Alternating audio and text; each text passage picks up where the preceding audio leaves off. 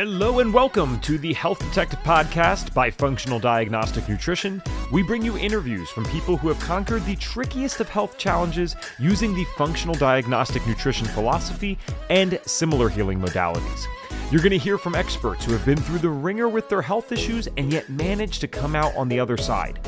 You can always visit us at functionaldiagnosticnutrition.com, but for now, here is today's episode. All right. Hello, my friends, and welcome back to another episode of the Health Detective Podcast by Functional Diagnostic Nutrition. My name is Evan Transu, aka Detective Ev, and I will be your host for today's show, episode number 373 of the Health Detective Podcast.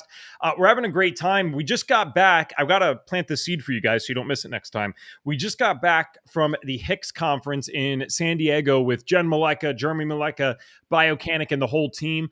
There's about 70 plus FDNs in attendance. So if you were there, I'd love to have you in the chat. I don't know if you're already back working and stuff, but let me know in the chat if you were there.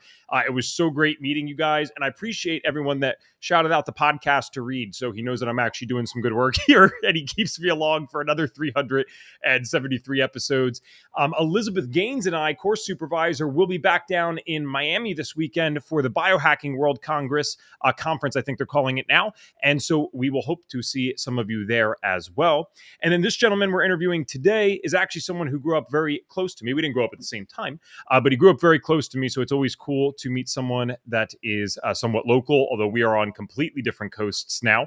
One other thing I want to shout out for you guys, if you are watching this after it came out, then the ticker below probably won't mean much to you, but the ticker right now, if you are live and you're bored in about an hour and a half, we have something for you. So we'll be doing our autoimmune and hypothyroidism workshop right after this with none other than Ryan Monahan, one of our most successful FDNs and a former clinical advisor here at Functional Diagnostic Nutrition. So he said this is about 10 times better than his sessions he used to do for us at FDN. And Ryan is a very humble guy. I'm the person that'll hype things up. Ryan will not. So if he says it's 10 times better, it means it's at least I'll give it 14 or 15x what it's supposed to be. So I'll read our guest's bio here, but if you want to join us for that, go to fdntraining.com/geeky because it's a geeky workshop, fdntraining.com/geeky. All right. Len May is a visionary authority in personalized medicine, revered internationally for his groundbreaking expertise in medical cannabis and the endocannabinoid system. As the CEO and co-founder of EndoDNA, Len is transforming the wellness landscape through patented DNA-based technology that decodes personalized genotypes, offering tailor-made health solutions. Under his forward-thinking leadership, EndoDNA has built the largest real-world efficacy database in the world, positioning the company as an unparalleled leader in precision wellness. With over 25 years of pioneering experience, he is a driving force in integrating genomics and epigenetics to guide individuals towards optimized health. His work transcends theory, backed by active participation in clinical trials and contributions to peer-reviewed scientific journals, pushing the boundaries of our understanding of the endocannabinoid system and genetic expression. He is a holder of a Master's of Medical Cannabis from the Institute for the Advancement of Integrative Medicine, and Len's influence spans academia, industry, and public policy. His commitment to advancing safe and effective personalized medicine is reflected in his focus on mitigating adverse effects and fostering evidence-based practices. My friend, welcome to the show. Thank you. Hey, first of all, I need to reduce that bio. It's like half the show, and then 373 is my lucky number, so it'll be a good one. That's awesome. You know what? I'm not going to make a joke out of the whole thing, but man, if I could have told my mom at 16 in high school that I could have gotten a master's in medical cannabis, I'll tell you this, I might have taken a different track in this life. Right? No, I'm just being funny, but she would have. To see how far things have come is truly astounding compared to where we just were even 13, 14 years ago. So I want to start today. We're going to obviously talk about the DNA side clearly, but I'm always fascinated in how people get into these career paths. No one really chooses this line of work at 5 years old. We don't set this out to our parents and tell them that this is what we're going to do when we're older. So how the heck did you get on this track and end up in this field that you're in now? Yeah. You know, it's interesting because I interview a lot of people and they're like, when I was 8 years old, I picked up a guitar. I started playing it. I knew I was going to be, play guitar for the rest of my life. I didn't have that. My journey was, I was the kid that would sit in class and the teacher would call me and my brain would be somewhere else. I was always like daydreaming and thinking about different things and disruptive in class because I wasn't really stimulated. So, my parents took me to a doctor or a couple of them, and I was diagnosed with ADD. I wasn't like hyperactive, but I had a attention deficit, quote unquote, disorder because I don't like to be, told that I have a disorder. I really thought of it as a superpower, but they put me on prescription meds at that time.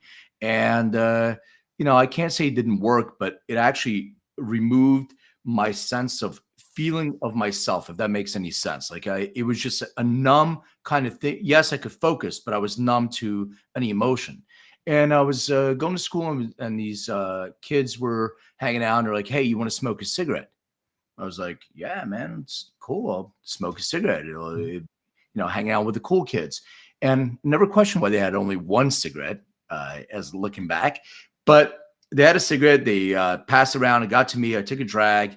Tasted different than what I remember cigarettes tasting like. Took another one. Maybe had a cough or so, and they're laughing at me like, "What?" And that's weed. And they put cannabis in the cigarette. So I went back to class, and the windows that are open in my head, like on your browser window, they narrowed. I could focus. So I never said anything to anybody, but now as a kid, as a teenager, and I'm not advocating for teenagers using cannabis, but for me, this was my medicine. And I never told anybody, but it was hard to get. And I'm a little bit older than you, as you said, I'm in my 50s, so this is back in the 80s, and it was hard to get cannabis, but that became my go-to medicine. And my parents kept catching me, and they would punish me. And at some point, just about the time that I was 18, my parents caught me for the last time, called the cops, and tried to have me arrested and kick me out. The irony of this story is that they both consume products that my company has patents on for their conditions and all that stuff now. So, but it was, as you said, it was a different time back then. So I understand. But so I was going to school at Temple University, and I needed a job. So I got a job at Tower Records. Most people don't remember, but some of the older folks, it's a big record store that sold like CDs, cassettes, and albums and stuff. And I got a chance to go to this music festival called the Horde Music Festival with like the Black Crowes, Ziggy Marley, Blues Traveler, etc. And there was a group of kids who had banners to the Cannabis Action Network. They're like, "Okay," I walked up and, "What are you guys doing?" They're saying, "We're registering people to vote so they can support legalization." And this is back in 1990, I want to say, maybe 91.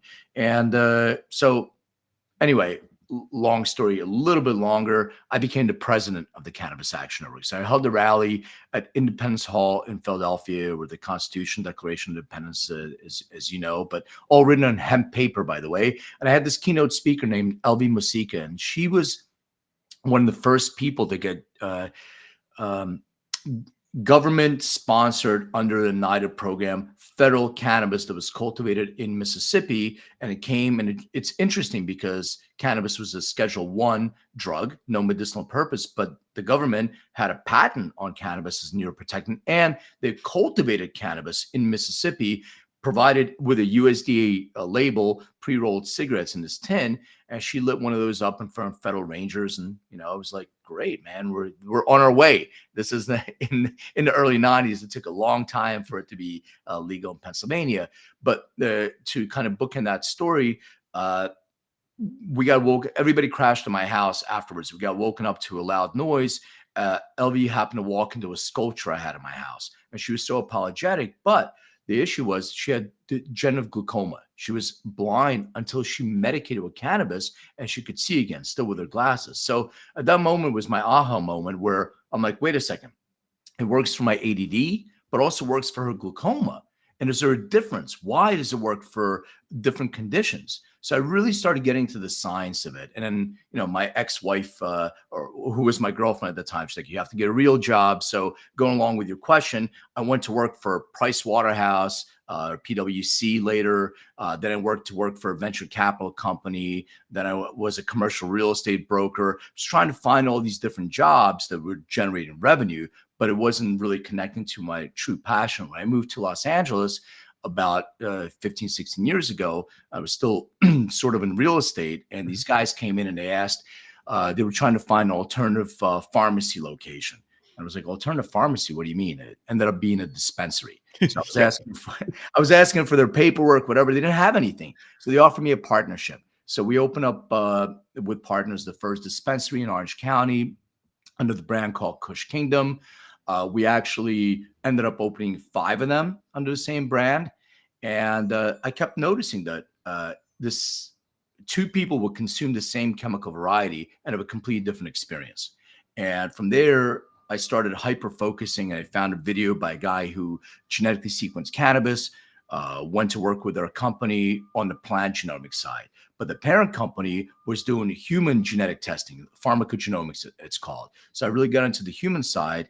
And in 2017, I had another light bulb moment. We have plant genetics here, we have human genetics here. Let's bring those 2 together and provide a platform to guide people so they can avoid those possible adverse events and find what works for them, looking at drug-to-drug interaction, looking at metabolic function for dosing, and launched EndoDNA in 2017.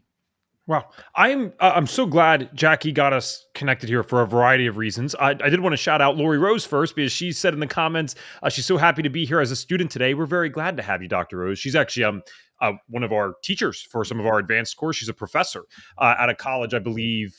Oh, she's going to kill me for this. It's either in Texas or out west. It's one of the two. So that narrows it down. But either way, so the reason I find this particularly interesting is because I've always been very transparent about my story and things that I have or haven't done on this show. And although I don't think either of us would advocate for what your friends did, I mean, you should never give someone any type of substance that they were not voluntarily trying to take.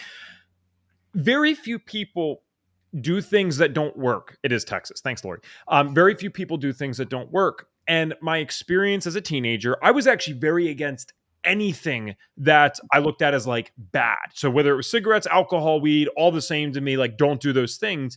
But one of the things that I experienced was anxiety and depression, especially anxiety for a lot of my young adult years.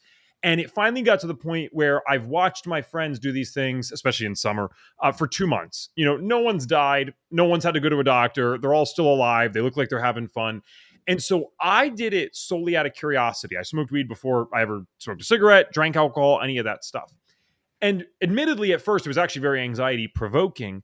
But one of the things that I noticed quickly on, and it was bittersweet for me, this is why I'm so fascinated in your company, it was the first thing ever that helped me sleep. I mean, I did not sleep for my entire childhood. I don't mean that literally, obviously, but it was just so tough. I'm up till 3 a.m. I'm always going. And I swear to God, I could smoke almost any strain and even a sativa, right? And it would just help me get to that place where I can say, all right, now is bedtime and I want to sleep. Obviously, some strains work better than others. The issue for me, and I'm sure you've seen many people experience this, not only do some strains not work the same for certain individuals, but I started using it too much. So this is probably why you don't advocate for teenage use. It's like, yeah, it was great for sleep for about a month and a half, 2 months. And now I have some other problems. I admittedly had some mood disturbances. My sleep wasn't restorative. Like the sleep latency was fine. I could fall asleep like that. I could even stay asleep. But when I felt up, when I woke up, I'm sorry, I never felt like I was doing really well. So I don't want to speak for you, but it almost sounds like this company and looking at the genetic side could kind of help someone like me who says, hey, I actually really like this product and it's cool, but I can't use it now because 1, I just have other responsibilities and I can't feel like that all the time. And 2, I'm not really trying to get high, but I would love the aspect of that was able to help me sleep. So is that stuff that this company can help with? Yeah, absolutely. And our endocannabinoid system, so we have a patent, one of our patents, the use of DNA to make recommendations associated with the endocannabinoid system, presented through a graphical user interface. So the endocannabinoid system test is only one of our tests. We have a nutrigenomic test, we have a female hormone health test, etc. But this is what we started, and this is sort of the seed of this company. And to answer your question, we all have a unique endocannabinoid system. THC, delta 9 THC, which is that part of the plant that gives you that euphoric feeling of feeling high, it has a very narrow therapeutic window. And if you have genetic predispositions to sleep challenges like insomnia or bruxism, which is grinding your teeth, if you have the right ratio of cannabinoids and terpenes, and I'll explain what all those are, you actually release the amount of anandamide, which is your endogenous endocannabinoid, means you produce that yourself in the brain. There's two neurochemicals that we produce as part of our endocannabinoid system. And when you're secreting just enough, you're going to get the right quality sleep, not only your length of sleep, but you're going to get the right quality. You're going to hit your delta and your theta, et cetera. What happens is, and I kind of do this analogy where if people, I'm not an alcohol consumer, but if people drink too much alcohol and they pass out and they can sleep for 12 hours a day and then wake up and they feel like shit. And why? Because they never really got their full quality sleep. With cannabis, THC, it creates active brain in some people. So you'll sleep, you'll pass out, your body will be tired, but your brain will be active. So the reason why you're not getting that good quality sleep is because you haven't really found the right ratio of cannabinoids and terpenes, and also method of consumption. So if you're consuming gummies and it's going to isolate a THC molecule, you may have a different experience than somebody who's, consuming a combustible. So all these things are different. And I'm glad you brought up the adolescent thing. We just completed a clinical study at Wayne State University on the effect of THC on an adolescent brain. And for some kids that have these predispositions, as you mentioned, anxiety. So there's a gene associated with anxiety called FA, fatty acid amide hydrolase. That gene produces an enzyme that metabolizes anandamide. People that actually are producing less anandamide are much more prone to stress reactivity. And in addition, that cortisol level can stay longer in your bloodstream. And what can happen is it can reduce your pH level, make you more acidic. Your immune system will overreact to that. Now, not only you're experiencing that anxiety and stress, but you're also having some inflammation. Usually it's in your joints, knees, hips, back, neck, etc. And if you have predisposition to gut health issues like IBD, it can actually trigger the epigenetic expression of those as well. So understanding your genetic blueprint is sort of your GPS guide to show you where your potholes are in your own road so you can avoid them. For some people, it's been years, it's trial and error, right? You go and you're like, I'm going to try this, I'm going to try that. And you mentioned indicas and sativas. There really is no such thing anymore. We crossbred the plant so many times. It's where it leans, right? So the terpene profile, which are the essential oils of the plant, if it's leaning to what you would refer to as sativa dominant, it's got terpenes like limonene and pinene that give you a boost of dopamine or have an interaction with your GABA system. Then there's other ones like myrcene, which have a smell like diesely and skunky. They have a sedative quality. And there's one called linalool, which is found in lavender, and it's a calming terpene. So when you find your right secret sauce, the next phase is try to find the products that may be more associated with you. And the way you do that is you look at the certificate of analysis, so the test results of a product, and we have an algorithm that runs that through your algorithm and shows you based on your genetic predisposition, this is the ratio of cannabinoid and terpenes. And these products have an X percentage match, 70, 80% match. And you can try to get those products. And then there's a feedback loop on how that works for the individual. Okay, so forgive my ignorance here. I just want to make sure I'm clear on something, and especially for the audience too. So I could look at these tests. I could look at these results, the SNPs that I have or don't have, and we could create something that would give me the best of both worlds, where I could still hey, I'm good to go. Like I can get that sleep factor, but I don't need to be, because I personally don't want to be getting high. Right. So I don't have to do that, but I can still get these medical benefits. Yeah, absolutely. You kind of said what I was trying to say in a long-winded way, in a very short, concise way. So the molecule in the plant that gives it that euphoric feeling is THC, delta 9 THC. So I don't know if it's helpful to explain how the endocannabinoid system works or not, but you let me know this. I think our audience would really appreciate that. Okay, so I'll give a really high level overview. So the endocannabinoid system was discovered in 1992 by Dr. Raphael Mechoulam, who's an Israeli scientist, passed away last year, but it's brand new. We didn't know how it interact until 1992, so it was never taught in medical school, etc. It's a very important system in our bodies. It's our primary regulatory system. So its role is to get signals from the other systems, or immune or endocrine system or digestive, send that signal up to central nervous system, like salmon swimming upstream to the brain. And then the brain decides which neurochemicals to secrete in order to get that system back in balance, or what's called homeostasis. The two endogenous endocannabinoids that we produce are called anandamide. The word ananda means bliss in Sanskrit. So this is our bliss molecule. And the other one is called 2-AG. So when we consume the plant, we have receptors. We have the CB1 receptor and CB2 receptor. CB1 receptors are mostly located in your brain and your central nervous system. The CB2 receptors are mostly located in your immune, digestive system, body, mind. So when we consume the plant, when we grow the plant has these cannabinoids. So the cannabinoids are the genetics of the plant. And when we consume it, and as we what's called decarboxylate, which is heat the plant, it actually drops the acid molecule and converts the delta 9 tetrahydrocannabinol, which is THC. That THC delta 9 binds to your CB1 receptor and releases anandamide. When you consume CBD cannabidiol, that has an affinity for the CB2 receptor and releases 2-AG. So that helps to maintain your immune and digestive systems, and that gives you that euphoric feeling, and also sends a signal through your vagus nerve to your gut to create more ghrelin, which is that signaling of hunger. But when we get the munchies, think about it. We're not getting the munchies for kale. Nobody says, "Hey, I'm going to smoke a joint. I'm going to go have a kale salad." I've never seen that one. You want to crave what? Sugar, Yep. fat, salt, right? This is what. So it's not about being hungry. It's about being satiated. So you want that euphoric feeling, and that's what the anandamide gives you. So the idea is that we all have our own unique endocannabinoid system.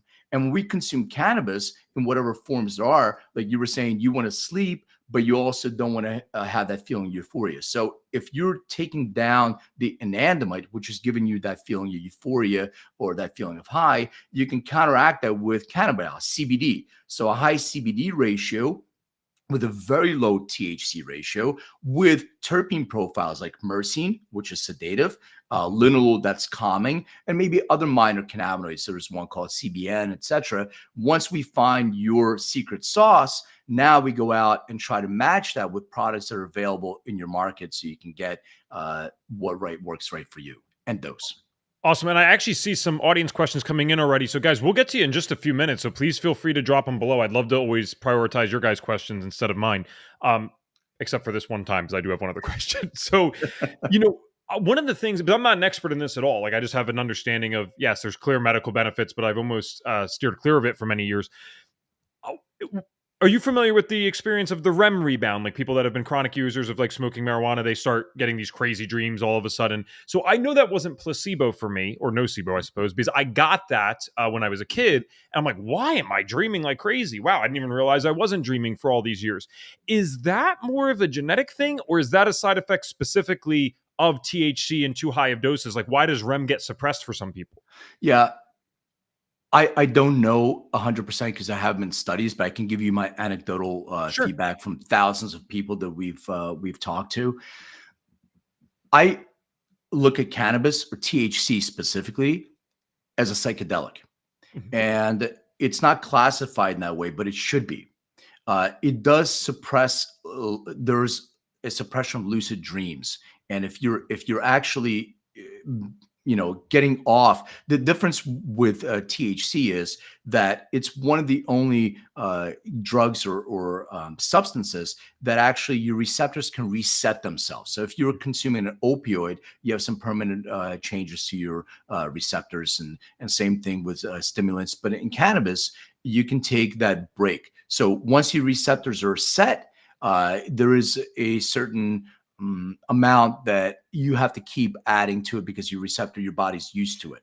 And then once you get off, you can have those dreams again. But I do think it suppresses those lucid dreams for certain people. And for certain people, they actually express that they have more lucid dreams with THC. So it all depends on the combination of several different things. Number one, it looks at your own genetic predispositions, your own sort of roadmap. The second thing is, what are you consuming? So are you consuming high THC, a low THC, 1-to-1? What is the terpene profile?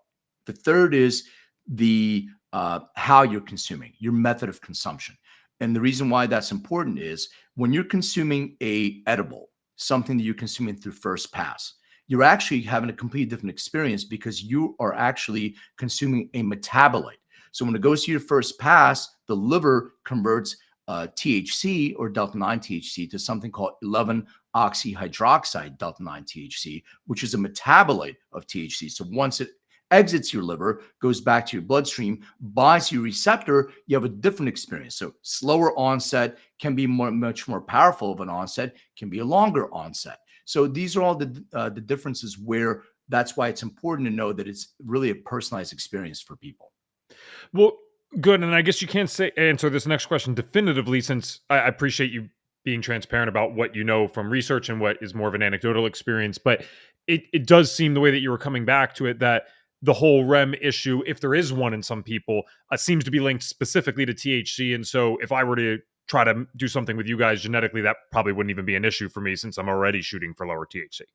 Yeah, it's lower THC. THC is the one that actually affects, according to research that I've seen, it's the one that affects the quality of sleep Got it. more than CBD. CBD is actually calming for some people, but also, dose is really important. But you're absolutely right. It's the reduction of delta 9 THC and combining that with other cannabinoids and other terpenes that can give you a more personalized experience with your sleep.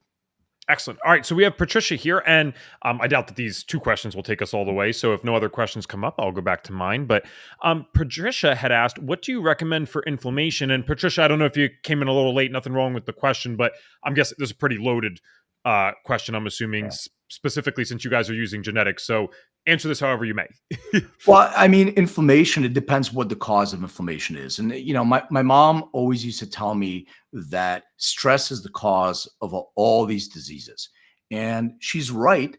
But the question I always had is, well, how and why? How does it work? Why is it stress? So I'll give you an example, and maybe this will answer your question.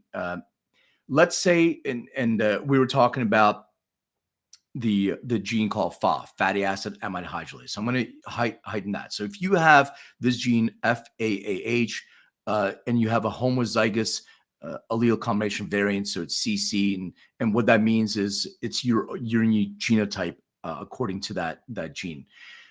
So if you have that SNP, what can happen is if you're walking across the street and there's a car that almost hits you, you're going to have that fight or flight experience, right? So you have some neurochemicals that are secreted. You have some dopamine, you have some adrenaline, you have some norepinephrine, you have some cortisol. All that is secreted into your bloodstream. And then when your brain realizes no lion chasing the jungle, there's a couple of things that are going to happen. So there's a reuptake of those neurochemicals, and then your brain is going to release new neurochemicals to get you back to that balance or homeostasis. And as I mentioned before, the two that it's going to release are anandamide and 2-AG, which are part of the endocannabinoid system.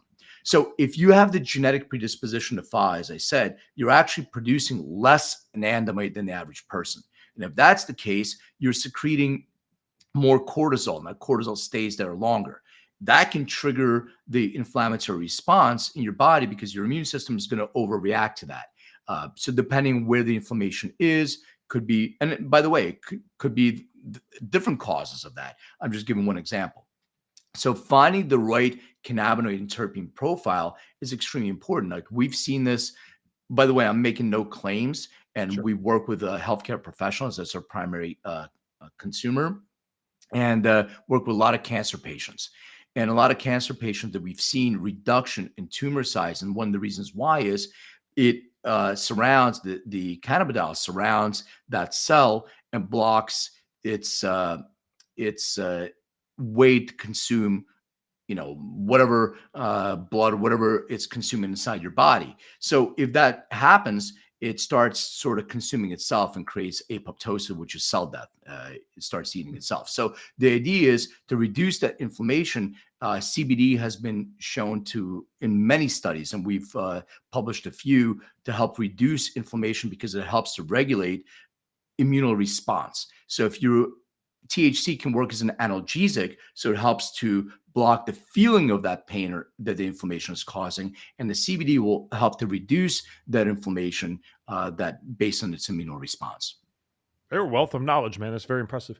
Patricia had another question, then Dr. Lori, we'll get to yours. Would it help for TBI? For those that don't know what TBI is, that's traumatic brain injury. So think sports injuries, car crash, whatever. A lot of people can have very serious things triggered by this. He shared it publicly. That's why I'm using his name. My friend Scott had terrible anxiety and depression over a very long period of time because of concussions that came from wrestling. So yeah, what I know that there is promise here, but I couldn't be the one to answer it. So yeah, what help can this kind of stuff give for things like TBI? Yeah, so there's a lot of studies that are going on right now. The NFL actually funded a study. I mean, it's only $1 million, which is nothing. But I'm going to go back and say the U.S. government has a patent on CBD, cannabidiol, as a neuroprotectant. So they are aware that cannabis has been extremely helpful in treating TBI. And on a personal level, anecdotally, we were part of a company called or an organization called Athletes for Care. And one of the things that we did was we helped athletes who were on opioids trying to address their pain and post-concussion syndrome symptoms with different opioids, different drugs. And we were working on helping them get off opioids and have a cannabis regimen. So we've seen anecdotally many athletes who've gone through, concussion protocol and TBI that have subsided. I had, and this is public, the same thing. I had a hockey player named Daniel Carcillo on the show who publicly, admitted and had, pretty significant, I want to call it a meltdown. He called it a meltdown on public forum, talking about his concussion syndromes and what he was having. And and same thing with another hockey player named Riley Cote. He talked about that as well. And they've had tremendous, success in trying to address their symptoms of TBI with cannabis and also psychedelics, et cetera, which, we can discuss if you want as well. It's amazing. Awesome. Especially because I don't want to lessen it. Anxiety and depression sometimes can be the least of your worries, depending on the brain injury. I mean, it could be really serious stuff. You can change your personality depending on the person. So that'll be amazing to see what we continue to discover. Dr. Lori Rose got a question. Do you find that neurodivergent people, ADHD and other dopamine-related divergent genetics, are more likely to have an imbalanced endocannabinoid system? Yeah, it's a great question. The quick answer is yes, but it depends on. So neurodivergent people, we've seen a lot of study, and we're in the middle of a study right now where we're looking at neurodivergent people that have more inflammation than people that don't. And when they have an inflammatory response, it actually triggers their neurodivergent expression. So being able to address that inflammation and having that imbalance. So they're much more prone to stress reactivity, much more prone to PTSD, much more prone to things of that nature. So if we can help to address those things, it'll help to mitigate the epigenetic expression of their predispositions to that. I'll tell a personal story because there's a testimonial this woman just sent. So she has two kids that are on the spectrum, and their two major issues were sleep and extreme. They acted out in school. So the school said, you may have to take them out. And I just got a testimonial actually last week. She sent a video and said, it's the most amazing thing. They're now getting 6 nights in a row of 10 plus hours of sleep for the kids. The school actually sent a letter back saying that the kids are doing wonderfully. I don't know, whatever you're doing, keep doing that. And, I think it was more CBD, not THC, but maybe 0.3%. But the terpene profile, it helped them a lot to be able to get their sleep. And it's like a hamster wheel. If you're not getting good quality sleep, you're agitated during the day. It triggers your anxiety marker, some of those other ones. So you're constantly on this hamster wheel, etc. Now you're able to reduce that inflammation and, create that, reduce that epigenetic expression of your neurodivergent markers as well. It's so true what you said about the sleep thing, because I didn't even share this with you. Yeah, I speak in schools outside of this. So it's like motivational talks for mental health to get kids to ask for help. And I can't share this in the beginning because they won't care. So once I've built some trust and respect after 30 minutes, I share with them some of this natural stuff, which you can only go so deep into. But I let them know that there's these studies showing that kids under the age of 18 that stay up past 12 a.m., I mean, they're 42% more likely to be diagnosed with depression. I mean, and now listen, they can't always control the sleep schedule, and correlation is not necessarily causation. It could be that depression also leads many people to staying up later because they have sleep issues. Fine and fair enough. But wow, like what a, market thing. And I always say, if I, this is a weird way to word it, but if I wanted to feel mentally unwell as fast as possible, I would eat fast food with great irregularity. I wouldn't do it consistently. I'd eat like, some in the morning, some in the middle of the day, some right before bed, and I would sleep irregularly as well. That is the Yeah. fastest way that I know of to make myself not feel great mentally. Now, Lori, I appreciate your question for a few reasons, because it triggered a question for myself. Sorry about that. So just to be clear about what you said, Len, you said that you have noticed these genetics that are associated with maybe these neurodivergent things, let's say autism, ADHD, whatever. And then if the inflammation is higher, these people might be exhibiting more symptoms on, one period of their life and then less in another. That's correct? Yeah, that's correct. Okay. I find that very interesting for myself because, and I've shared this on the show as well, I've had this ebb and flow throughout my adult life because I've been healthier in my adult life. From 5 to 18, forget about it. It was pretty bad, unfortunately. But after that, I'll have these periods where everything's really good. And then I would have these periods where I would exhibit I've never been diagnosed, but what I would look at as almost an ADHD type thing. Like it's kind of stunning to look at it from like an outside view sometimes. And I'm like, why am I exhibiting these behaviors here? And then it's like almost effortless to do certain things in this case. And I hadn't ever noticed any pattern, but I reflected on this idea. I didn't use the word inflammation, but I was kind of like, am I doing something wrong right now that's leading to these symptoms manifesting? So are these things then, I'm guessing, that would be covered by the panels that you guys offer? I can kind of see if I'd be prone to those things. Yeah, so we're actually in the middle of phase 2 clinical trial at Harvard Medical Right. on the use of CBD with anxiety. And there's a pattern that we're seeing in the genetic predisposition. Look, you said something that's really important, and I want to make sure that people don't look at cannabis as a panacea. This is it. You have to make modifications in your lifestyle. So we do panels for nutrigenomic predispositions to what minerals and vitamins you may be lacking. We have a great test on female hormone health called menopause biotype. But there's a relationship to all these things, and it has to do with modifications of lifestyle, putting good things in your body that are anti-inflammatory. Don't eat your fast food, don't eat your fried food, don't eat your seed oils. Use some mindfulness practices, find your flow state. In addition, supplement. Like I look at cannabis as a supplement. I take 14, 15 different supplements every single day.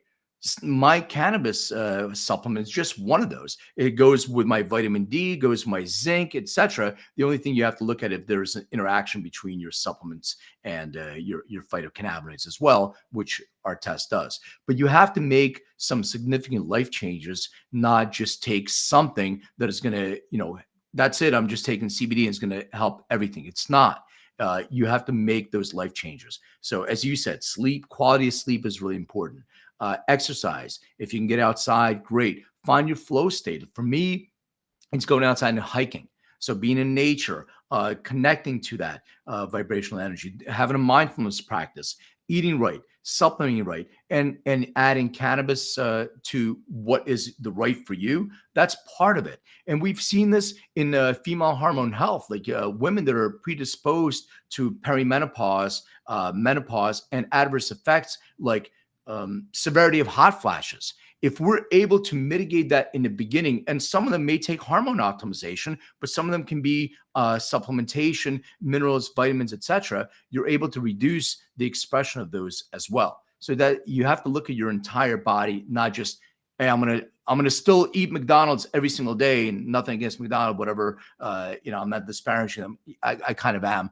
in a way. But if you're gonna keep doing what you're doing and just take your CBD supplement, you're gonna have minimal changes anyway. These are people like you are my favorite type of cannabis advocates, if you will, because that's a message I really. You'll have kids coming up after the talk, right? And then there's really a struggle there because I'll share how I use this thing. I didn't use it randomly. I used it because it worked, and now I'm trying to do other stuff. And they'll almost, because they're kids, they'll almost misunderstand that as, well, hey, I'm not taking Xanax and smoking a full joint every night works for my anxiety. So isn't that objectively better?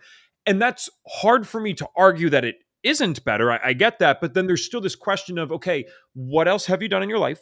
Why do you need a full joint every night anyway to feel like you are experiencing less anxiety? Now, the counter to that to some degree is I personally believe, and this was not a belief I had when I got into the world of FDN 8 years ago, but I do believe it now.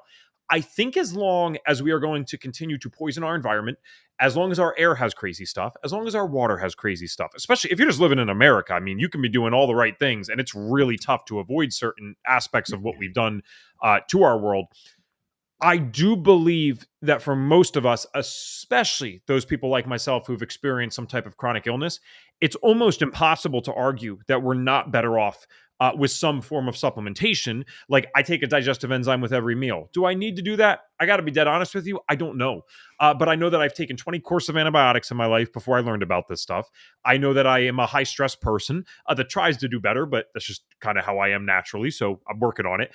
Why not? That's certainly not going to kill me. And it's probably going to support me getting more nutrients over time. I'm for that. And then again, I'm very interested in what you guys are offering. And I understand that it's more than just CBD type products. But for myself, I have to have everything still to this day so darn perfect for the right sleep that like the second I travel, we were just at that conference this weekend. Like I said, we're going to a conference next weekend. It's game over. I'm more or less accepting that I'm not going to sleep well for a few days. And this could be an amazing remedy for that. What I'd like to do is if we can do the follow-up for Lori here, and then I just want to spend the remaining minutes talking about the company and all that stuff and who you can help. But Lori, you'll be our last thing here. This was a follow-up from hers before. She said, so was this genetic-related inflammation or environmental inflammation had a worse epigenetic expression due to the neurodivergent genetics? And CBD modulates that expression. We did kind of touch on this, but I don't know if you want to. Yeah, I mean, your genetic predisposition is affected by your environmental, what you actually do. So you can exacerbate your genetic predispositions by taking certain action or putting in wrong foods or eating a high sugar diet, all these different things that can epigenetically trigger that expression. So what you want to do is you want to look at making modifications to all those different things. In addition to that, you have genetic predispositions to those markers that actually stimulate inflammation. So it may not be directly linked to inflammation, but if you have stress markers, which then your immune response will be that inflammation, that can epigenetically trigger a lot of those neurodivergent genetics as well. So being able to regulate or modulate those, I think, yes, CBD can modulate the expression of your inflammatory markers as well. Correct. Awesome. Thank you guys so much. Hey, All right, can I tell something really, really quick? And I just want to, because you hit something really important, and I just want to tell a quick story. I did kind of go off and then go to Lori's. I'm sorry. No. You said both of them, they all tie in together. So I was talking to this CEO, very, very, very successful, outwardly successful guy. He had a business deal that fell through some way, somehow. He was very depressed, went to a psychopharmacologist, got an antidepressant. He told me the story. He was driving in Los Angeles around the canyons with his son, taking him to a soccer game with his wife. And he started thinking, I can drive off this cliff. Successful guy. And he's like, it became so intense, he had to pull over. His wife came out and said, are you okay? He said, no, I'm not okay. You need to drive, which is, thank God he did that. And he was able to get there. And then he went to his doctor and he did a pharmacogenomics test and showed that the drug that he was on was red. It wouldn't work for him. The challenge is that somewhere around a third of the people have a treatment-resistant depression. So they have the depression, but genetically it's treatment resistant depression. So the SSRIs or antidepressants, they're not going to work for them, but they're still going to experience the side effects that he experienced, which could be a lot more severe than, the anxiety, depression they have in the first place. So how many psychopharmacologists actually do a DNA test or a PGX test before they, prescribe an antidepressant? I would say less than 1%. I don't know of any personally until they're a customer of ours. So I'm just saying the same thing with opioids. 1 in 4 people have a predisposition to opioid dependence. Our test can look at that as well.